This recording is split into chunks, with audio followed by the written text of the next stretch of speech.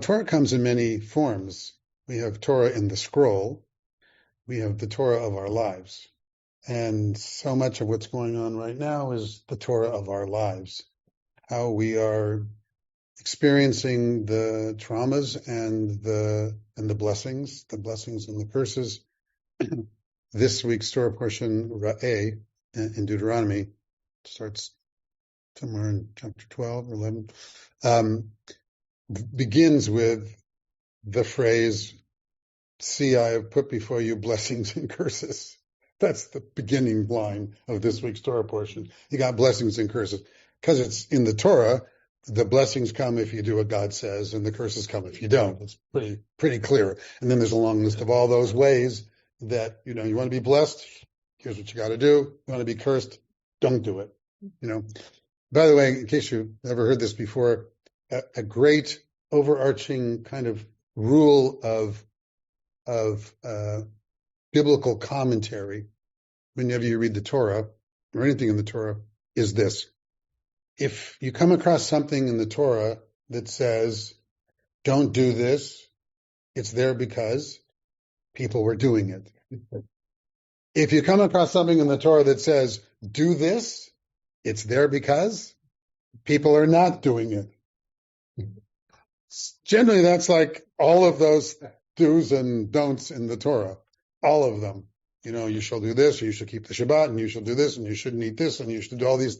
They're all because people are doing this, and we want them to stop, or they're not doing this, and we want them to start. And if you sort of read them that way, you get an instant understanding of broader sense of where these rules come from, because after all, the Torah itself is this interesting document of trying to create a whole civilization as if from scratch. Get a bunch of hundreds of thousands or whatever number, doesn't matter, 10 million of people who've been slaves for hundreds of years and had everything taken away, as we did with the African slaves that we brought over here, or any enslavement. If you're there long enough, the idea is to wipe out any past and any culture they had, and then suddenly you're free. And now what? Who remembers from the last, in our case, 400 years of enslavement in Egypt, what we used to do?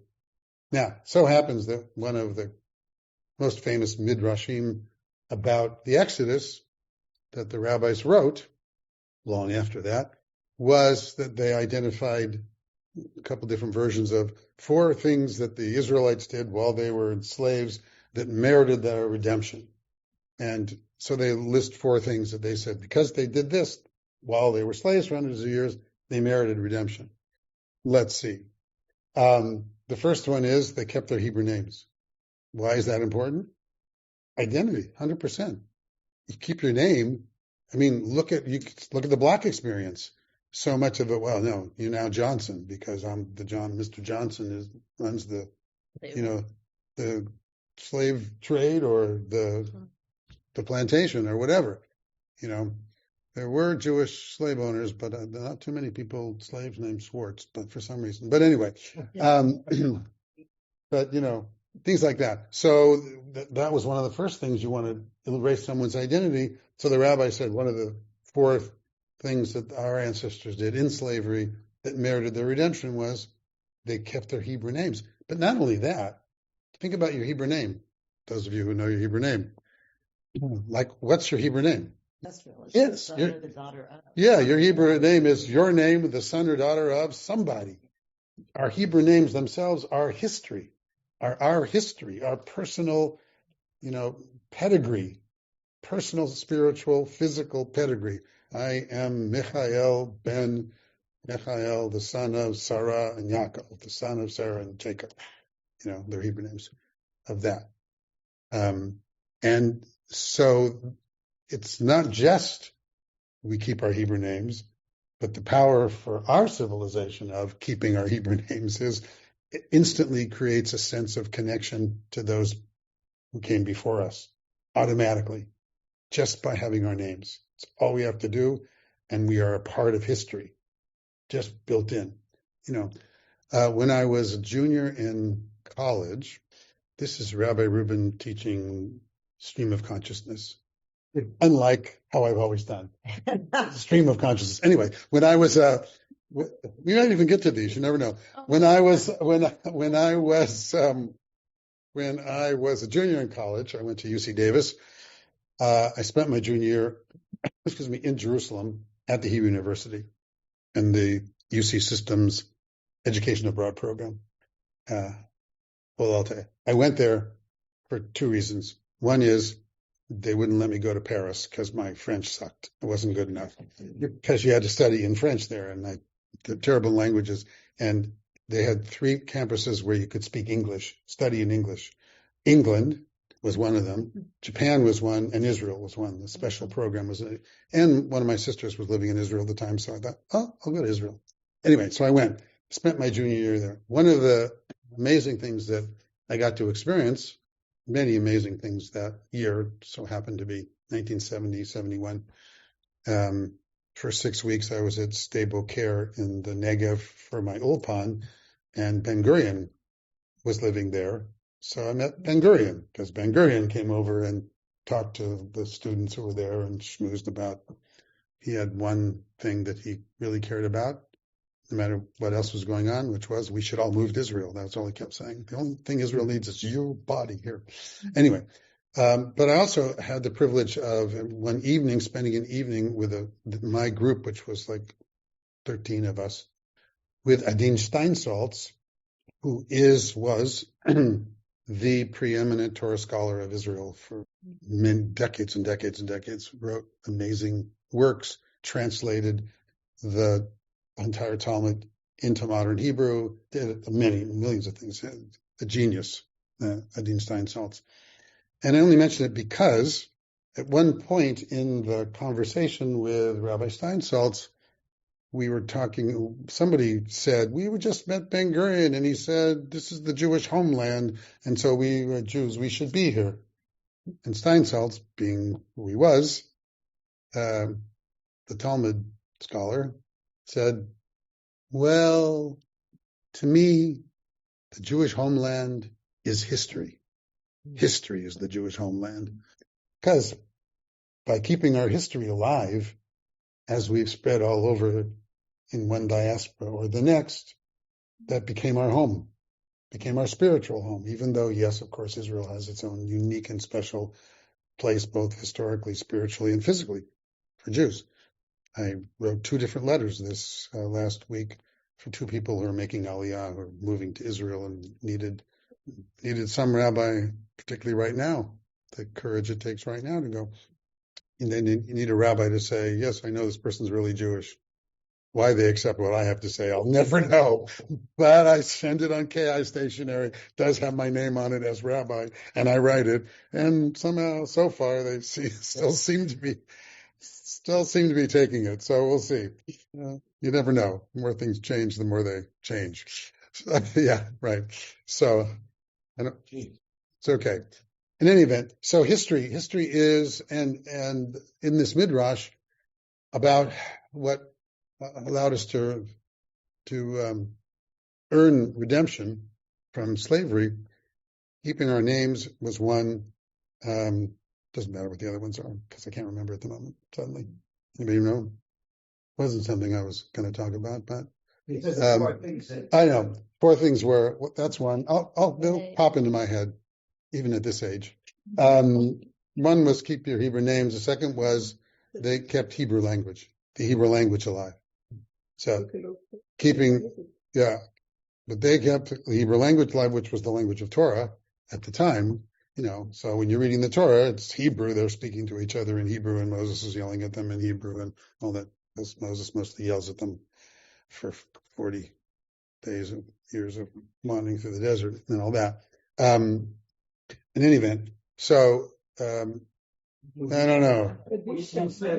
I'll think about it.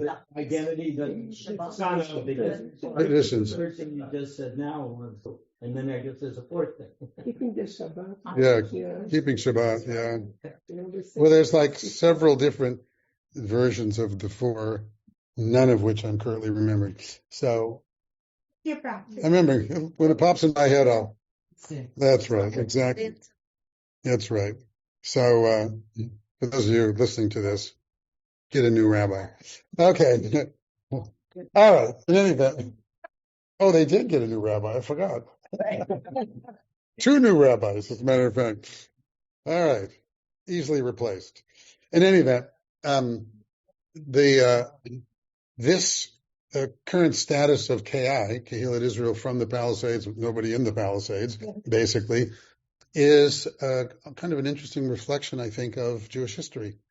Not just that we've always been wandering, the wandering Jews, but that our sense of community has, because we've been in the diaspora all over the world and been kicked out of every country in the world just about at one point, that our sense of belonging and community was not rooted in literally a place, even though there were great places of Jewish learning and Jewish thriving in Jewish society that post-Holocaust mostly don't exist anymore. And, great yeshivot and great places like that. And when we were in Babylonian exile, it was in Babylon and all that kind of stuff. But as Mordecai Kaplan and the Reconstructionist movement always has taught, what gives Jews their identity, number one, is not belief, but rather belonging. And the emphasis is on belonging. And you don't need a place to have a sense of belonging, even though it helps to be rooted somewhere. We have been wherever, which is why so many of you have had the experience of traveling to other countries, walking into a synagogue in Rome or someplace after they frisk you and whatever, going into a synagogue somewhere and they go, Shema Yisrael, go, oh, my people, I'm here. It's not because of what the prayer says. It's because, oh yeah, that's mine too. That's, and it doesn't matter where you are. It doesn't matter the location. It doesn't matter what the building looks like. Some are beautiful, some are little. Doesn't matter. Doesn't matter that. It matters that you instantly have a sense of belonging, because Judaism, the Jewish evolving religious civilization of the Jewish people, which is Judaism, literally is tribal at its root. It's family. And just like any family, you become a part of a family by either being born into the family, marrying into the family, or getting adopted into the family. That's how every family works, right? Judaism as a family is exactly the same. Either born into the family or you marry into the family. You become what I like to call a Jew by association. And you're kind of a relative Jew. I love that, actually. That's a good pun. You're a relative Jew. You marry into Judaism? Never mind. So, right? You're a relative Jew. You're my relative Jew.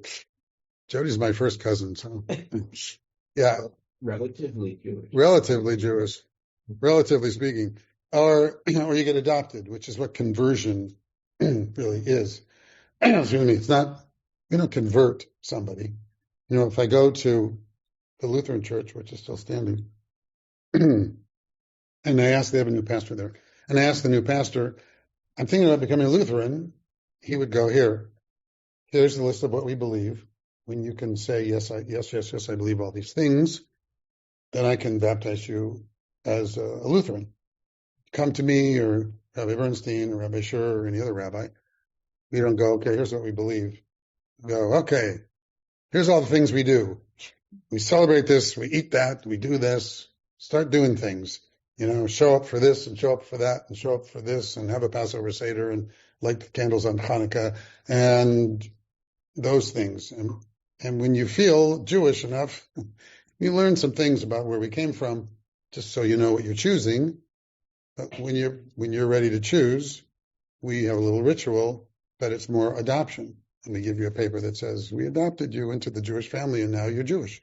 And now, according to Jewish tradition and Jewish law, you're fully Jewish. You're as Jewish as anybody else, born in or not born in. In fact, there's that, official rabbi rule in the Talmud that when somebody converts to Judaism, you're never supposed to bring it up again. You're not supposed to separate them out suddenly from the community when they just became a part of the community and go, yeah, but except you. There's no except you. I mean, people do that because people are people.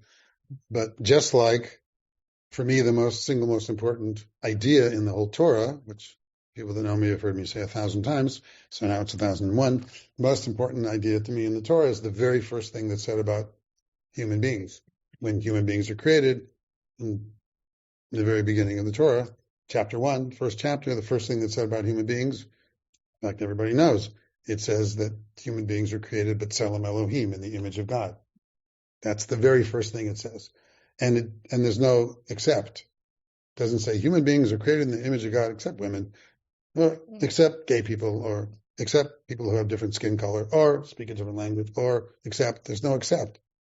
There isn't Judaism yet then, after all, creation of Adam and Eve and the garden and all those kinds of, those first 10 chapters, basically, Noah and all those people. There's no Jewish religion, no Jewish civilization. It's everybody, every person.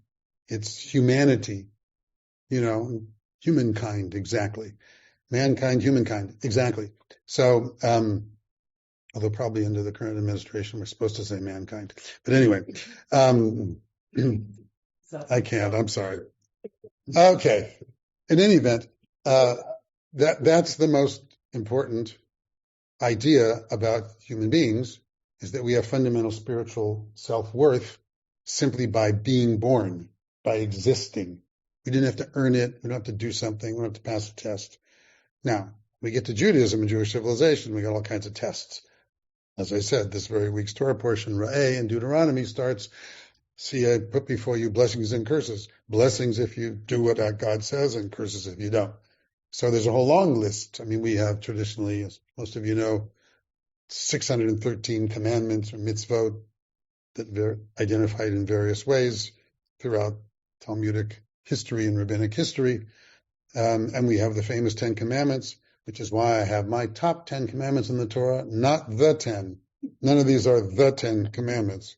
So maybe we'll do them in a second. So, but the idea is that if we started our understanding of human beings and humankind and human civilization with the same idea that the Torah begins, we'd have a different world.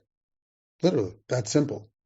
If there was only one thing from the Torah that people learned, and it was the first chapter, and they never learned anything else, and if they lived out that statement that every human being is created in the image of God, we wouldn't be doing what we're doing to each other in the world, constantly, all over the world, killing people and my God's better than your God, and my way of doing it's better than yours, and whatever it happens to be. But human beings are human beings, and this is what we have. And all we can do is continue to strive individually and collectively as a group with whatever group you're with, in this case, Jewish civilization, to move the world closer to that ideal where we can see other human beings as reflections of divinity. And even though, look, we have Yom Kippur every year. Catholics get to do it every day if they want, but go into the confessional. But we get to do this every year. Al chet shekatanu lefanecha, for one thing or another, for whatever transgression that we have done. And the power of that, which I'm sure you've all heard 1,000 times as well, is that it's in the plural. There's the liturgy of the high holidays is not I did this and I did that. It's we did this and we did that. And it's all of this long list of sins that I know you haven't done them all. You've done some of them. We've all done some of them. But it's because we function as a community. Collectively, we are a communitarian religious civilization. We are not a religion like some religions that are about personal salvation. We aren't about personal salvation. We don't go, all I have to do is believe this or say that, and I'm saved. Whatever the various religion might be, Judaism doesn't do that. No, we're all in this together. So on our most sacred day with our most powerful liturgy and prayers, it's we have sinned, we have transgressed, we have done, and then there's all these things because someone's done one of them. Somewhere in all of us have done every one of them and more. And we have it reinforces, it's supposed to, in any event, reinforce a sense of collective responsibility for one another, to help one another to be better one another's in this, and it's always a push-pull back and forth between taking care of yourself, because there's lots of famous Hasidic stories and rabbinic comments about the way you change the world is to change yourself. You start here, obviously, because you can't really make anybody do anything else. And I'm sure we've all tried over and over to make other people do other things, and most of the time you can't. It's hard enough to make yourself do the things you want to do, change a habit, start a new habit, or eat better, or exercise, or do whatever. The things that, take the vitamins, or whatever the things are or study, or learn mahjong, or pickleball, or whatever it is people are learning these days. Or any of those things. It's a challenge personally. We all experience it, to do what we think we want to do in life and to make changes. So the thought that I can make you change just by being a brilliant orator or something, or saying, here's the new rules in life, all they do is create resistance. Anyway, so that's the push-pull between focusing on ourselves so that we can be better versions of ourselves, the best versions of ourselves, and recognizing that one of the reasons we want to be the best versions of ourselves is so collectively we could be a better community as a whole. That's kind of the challenge. Okay, so I passed these out, these being my top 10 commandments in the Torah, and I'll show you what I picked. And I even gave you where they're from, so you can look them up. Exodus 21, verse 22 and 23. If two parties fight and one pushes a pregnant woman, I don't know why I started with this one, but one pushes a pregnant woman and a miscarriage results, but no other damage ensues, the one responsible will be fined. But if other damages ensue, the penalty shall be life for life. Oh, no, I know why. Life for life, eye for eye, tooth for tooth, hand for hand, foot for foot, burn for burn, wound for wound, bruise for bruise. Okay, this is the passage of the Torah famously known as lex talionis, an eye for an eye and a tooth for a tooth, right? And most people know that the Jewish Bible started this notion of an eye for an eye. Most people, of course, take it exactly wrong. The opposite way it should be understood, as meaning, look what those Jews did. They want to put out someone's eye and they want to do all these horrible things. You did that to me. It was exactly the opposite. So there's two reasons I picked this for the first half and the second half. Start with the second half. The second half, the whole idea of an eye for an eye and a tooth for a tooth was to limit retribution. Only an eye for an eye, only a tooth for a tooth, only a bruise for a bruise, because this was in a society, in the greater society, where you hurt me, I can kill you. You just injured me. You're done. You hurt my pride, you hurt my body, I'm killing you. Vengeance and retribution were a fundamental part of ancient society. Seems to have made a big comeback. But vengeance and I can't help it. Vengeance and retribution, but it was a fundamental part of society, all out of proportion to the injury. So the Torah came along and said, no. Let's create a sense of balance in life. Balance in life is important. We have blessings and curses. We try to balance the good and the bad. This was a balance. No. If you accidentally hit someone and knock their tooth out, that doesn't mean they can come and kill you. They cut off your arm in retribution. The worst they can do is knock your tooth out. And ultimately, the rabbis in the Talmud said none of this happened because you can't even do that. How can you be sure I'm only going to knock out one tooth? So it never happened. I mean, literally, the Talmud rabbi said never happened because just the functionality of trying to fulfill this is impossible in the ancient world. Maybe today you can go to the hospital and they'll take one eye out, but it ain't going to happen in, just on the street kind of thing. So, but that was the point of this, was to limit retribution and vengeance. The first part I included because as more and more women's rights get taken away, and after Roe v. Wade got shoved into the toilet, literally and physically and spiritually and emotionally. Judaism, 3,000 plus years ago, clearly understood that human status begins at birth and not before. And this is the phrase in the Torah that is the source of that. If two people fight and one of them accidentally hits a woman who is pregnant and she miscarries, it's not murder. He didn't murder a human being. That's why it says, but no other damage ensues, then the one responsible gets a fine. Like there's a long list of fines that happen if you cause injury of various kinds.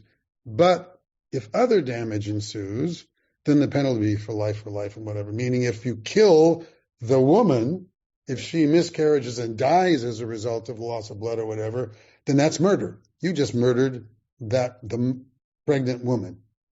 And that has been the source ever since, for thousands of years now, of the rabbinic understanding that there's a difference between feticide and homicide. Homicide is killing a human being. Feticide is destroying a fetus. Not the same status at all, or there wouldn't be two words. Not the same status. And the rabbis, both in the Talmud and ever since, in medieval time and everything else, use this as the beginning of the basis of their understanding that for us, it's not about human life. Everything's living. My lettuce is alive until I pick it. That human status begins at birth. So that's why I picked that one.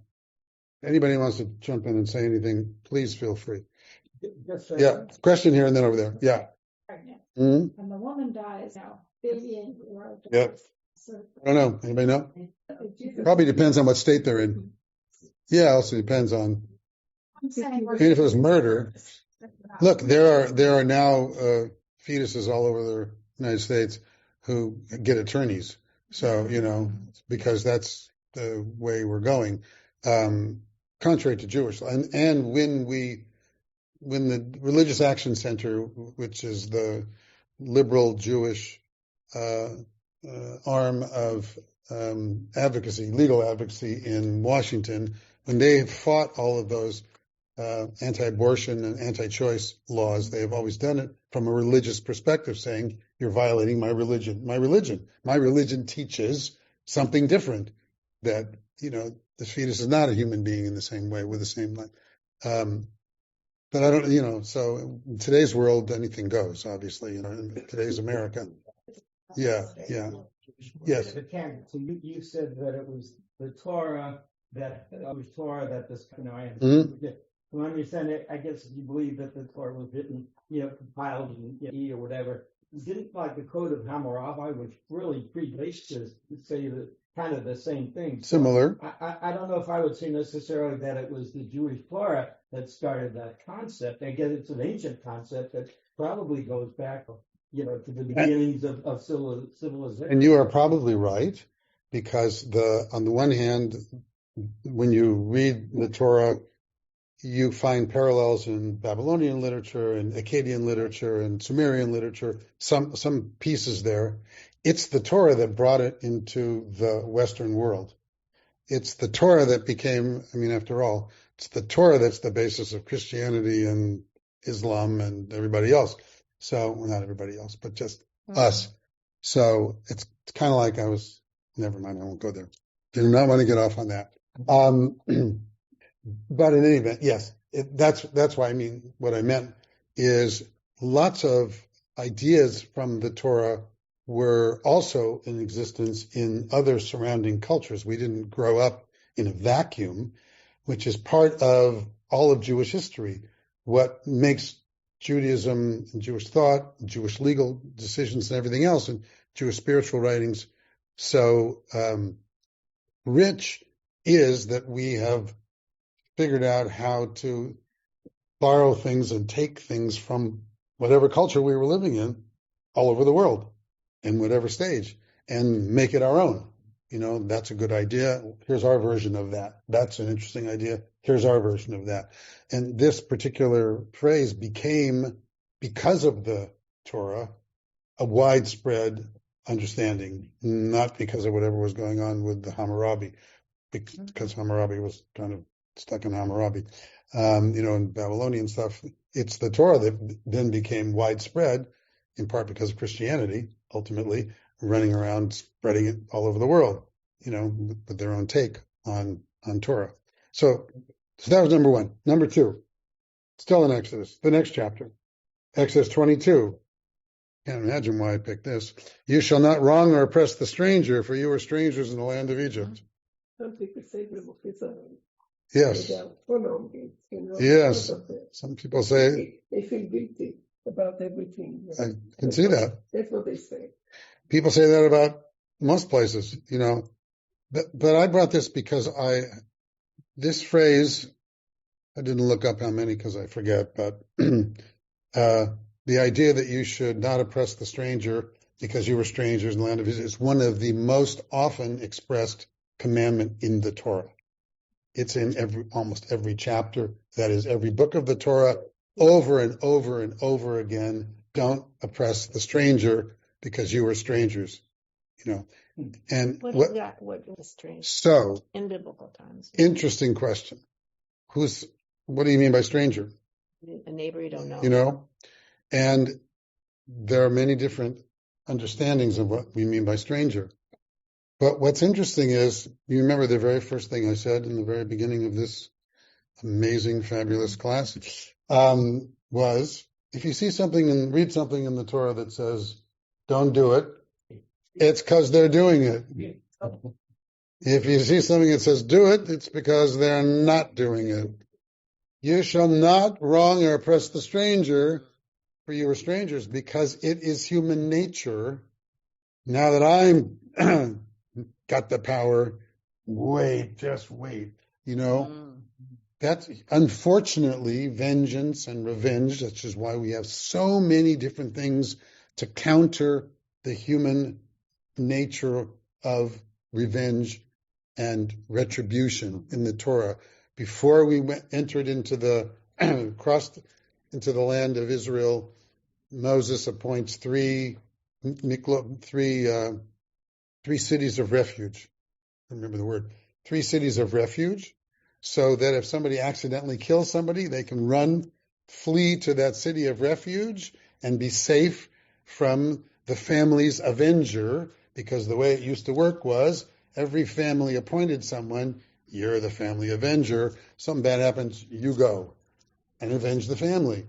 So, God forbid, in the Talmud, they would give examples of, like, you're out chopping wood, and the head of the axe flies off and hits somebody and kills them.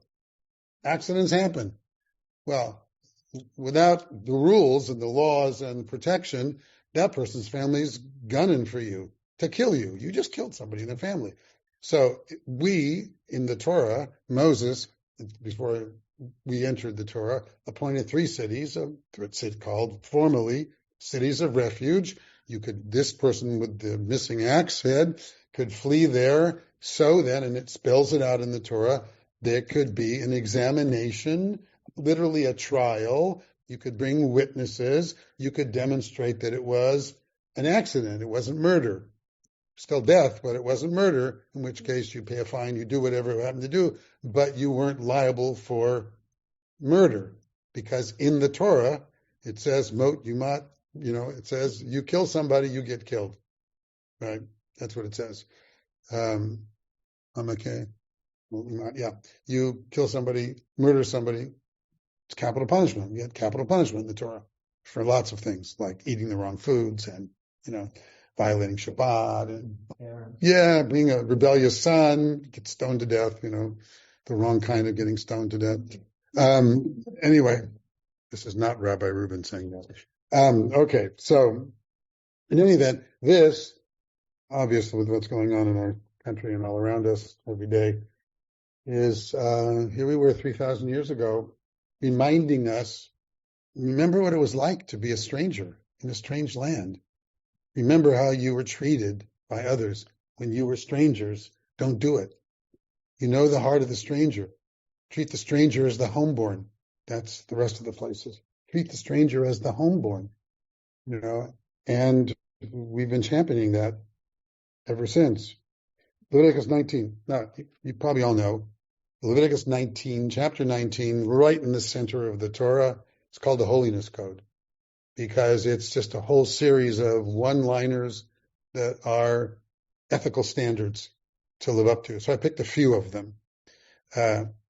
Leviticus 19:1. The very first thing is Kedoshim tihiyu ki kadosh ani Adonai. Be holy because I'm holy. Imitate God by being holy. This is our prime directive, as far as I'm concerned, of the Torah is, without explanation, in a sense, be holy.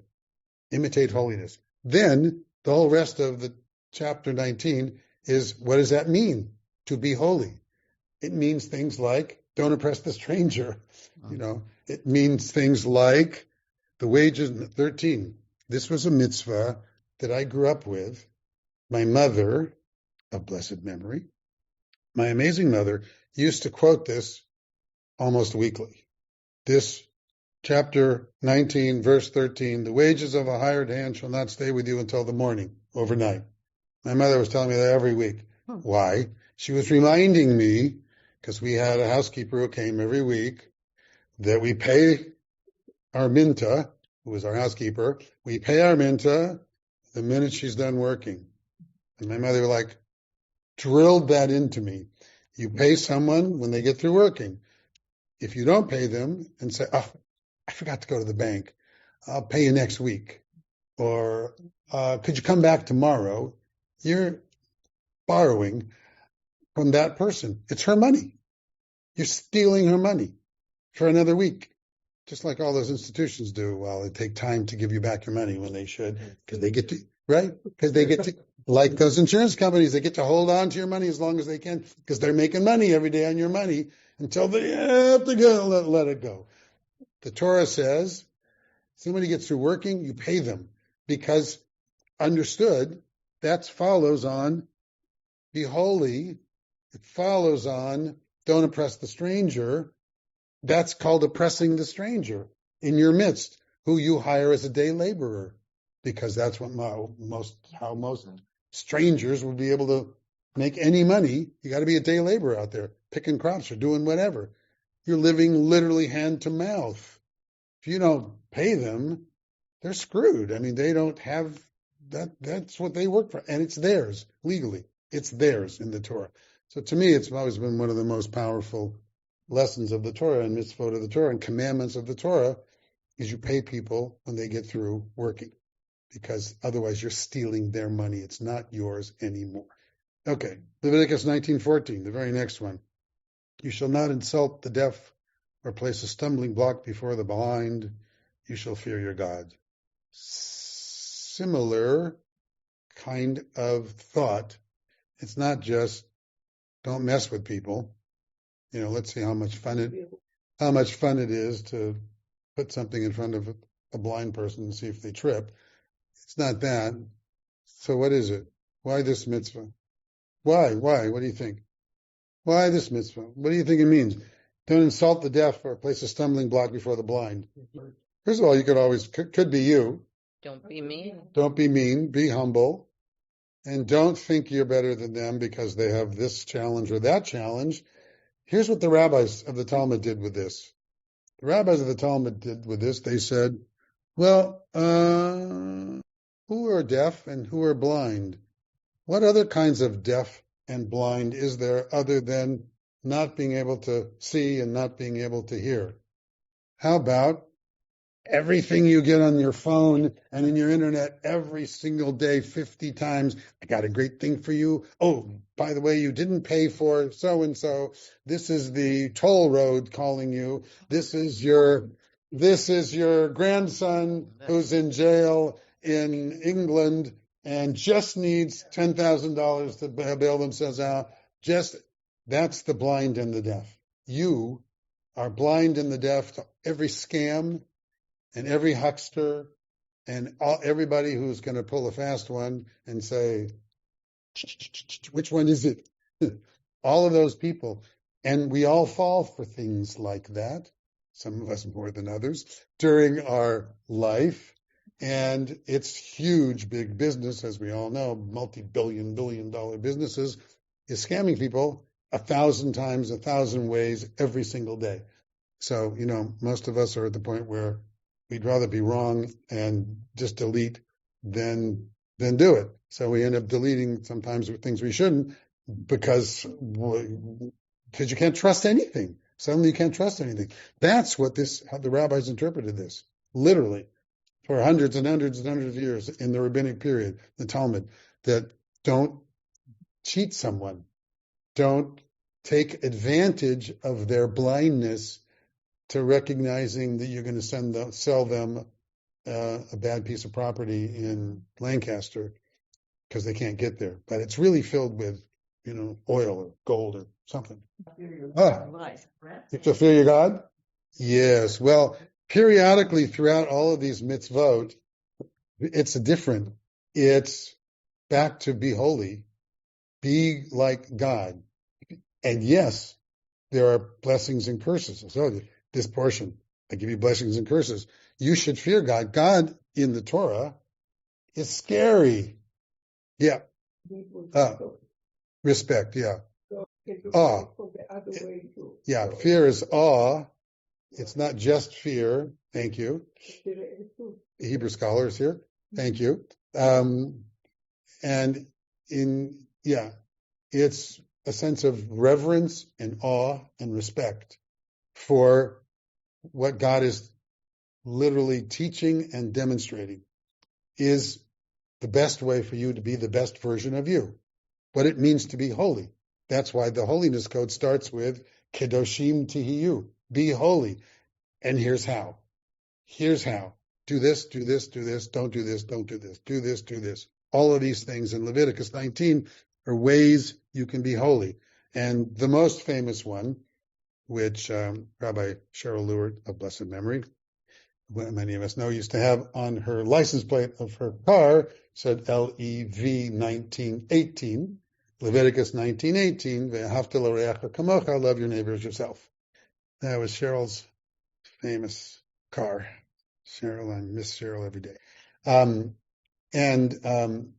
it's probably one of the most famous phrases in the whole Torah. You should love your neighbor as yourself, with all kinds of commentary about who do we mean by neighbor, and some of us mean only our Jewish neighbors, and some of us mean whoever literally is your neighbor living next door.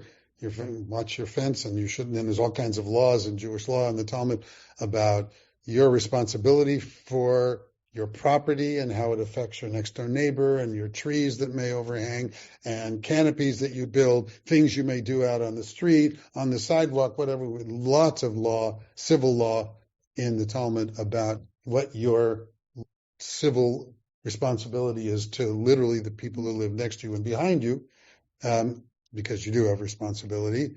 If they fall in something you've done, you're responsible, and they hurt themselves, you're responsible. But I've always thought this. One of my favorite ways of thinking about this is when it says you should love your neighbor as yourself. It's telling you to love yourself. Because if you are one of those people who hates yourself, and there are lots, I don't want you to love me like that. I don't want you to love me the way you love yourself. If the way you love yourself is, I'm a piece of crap and I deserve everything bad, and I'm going to start cutting myself and doing all kinds of bad things to myself, and overdosing and overdrinking and overdoing drugs and all the things that people do that harm themselves, that they know are harming themselves. I don't want you to treat me that way. So the first most important part of this Ve'ahavta l'reacha is really the end. Kamocha, like you. You need to love yourself and have your own sense of spiritual self-worth, and then treat other people that way. Treat other people the way you should be treating yourself. Is how I've always understood this in the most powerful way.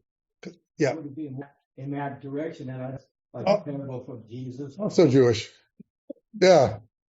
Another Jewish guy, Hillel, said that. Hillel in the Talmud said the same thing. Yeah. Yeah.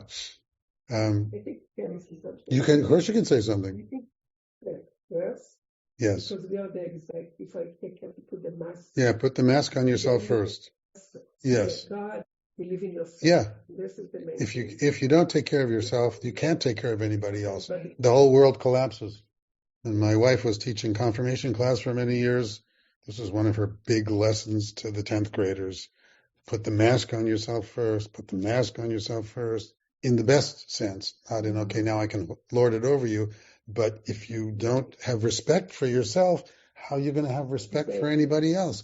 And you have to have enough respect, self-respect, to take care of yourself and speak up and ask for things that you're entitled to as well. You still, don't do. Which is actually more in the driver's seat, more logical and feel powerful. Don't do anything to somebody else that you wouldn't want to have happen to you. Yeah. Okay. 3 more, and then we're stopping because I don't know how long everybody thought it was going to go, but it's going to now. Leviticus 19:16, which I skipped. I skipped Leviticus 19:16. I don't know, whatever. I think of an hour, but this is a Jewish hour. Yes, this is the Jewish goodbye. We stopped 20 minutes ago. Exactly. This class was only an hour. What do you mean we've still been here? That's such a we all saying goodbye. My Jewish hello was an hour because that's how I am. So this one is one of my favorites, actually. 1916. Lo ta'amod al dan reyecha. Don't stand. We know it by this. Don't stand idly by the blood of your neighbor. I think I used that quote because I liked it, even though it's an old the King James translation. But I like it because it says blood.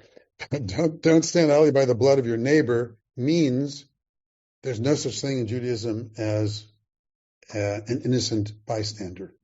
If you're standing by, you're not innocent.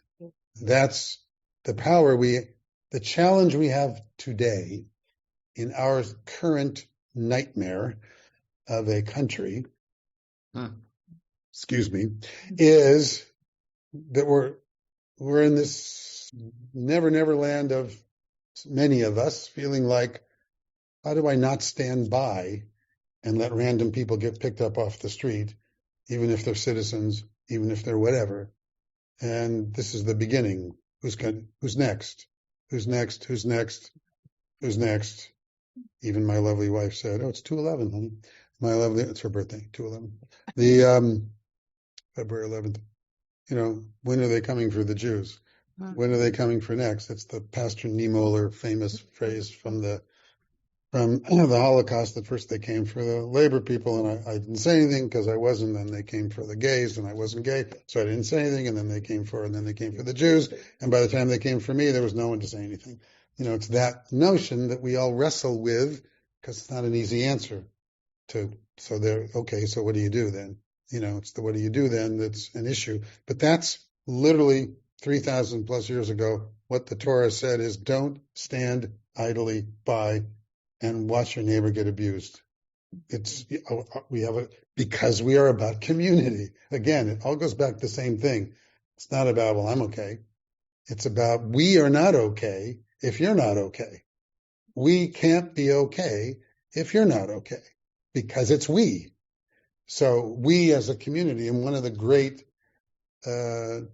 most destructive, even though we love the internet for some things, one of the most destructive things that the internet has left us with is the breakdown in sense of common community. Whatever it was when we had NBC, ABC, and CBS, and everybody watched them, and everybody watched Bonanza or whatever it happened to be, there was a common culture of America, right or wrong, but there was a common culture of America. People knew the same things and thought the same truths that were facts or not facts. Everybody trusted their doctors and things like that. But whatever it was, because of that, we had what I would call pretty much of a common culture, mostly. I know, with all the excesses and all that stuff. And today, because of the internet, we all know, because of all the silos everybody can go in and whatever, that's to me, one of the most destructive aspects of our modern world is we do no longer have everybody agreeing on, the vast majority of people anyway, agreeing on what's true and what's not about almost anything anymore. So, which has to be destructive of the fabric of society.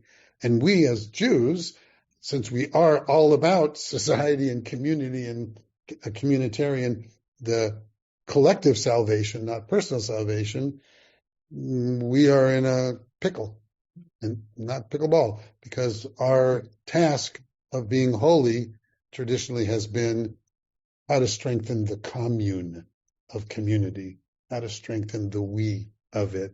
And it's just that much harder now to fight against the atomization of life and the siloization of everybody. And I think it's a challenge, and certainly as clergy, it's a challenge when you're speaking to a diverse group. And as a community, it's why we have this ministerial association where we all get together and help each other to try to create community and reinforce the notion of we're in this together.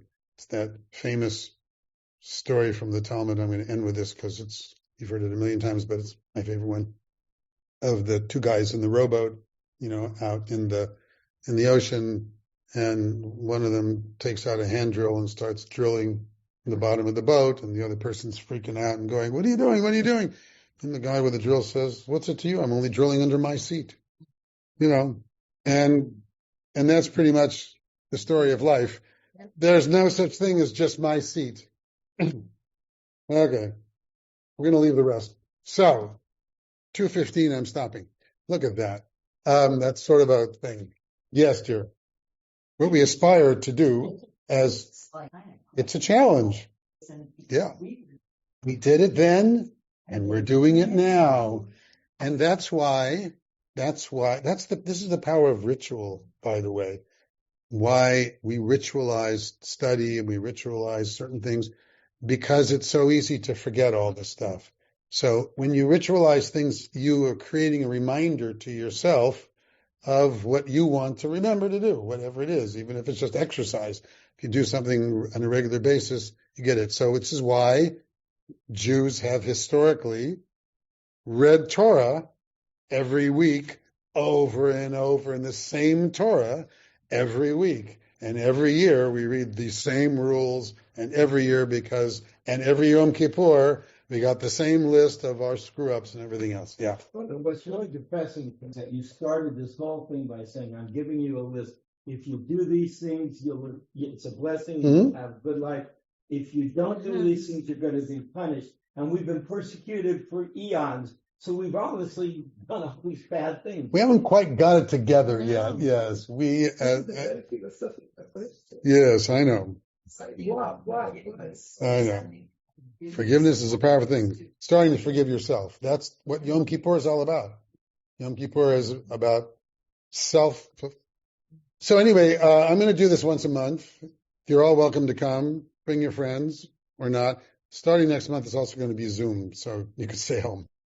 Thank you, everybody.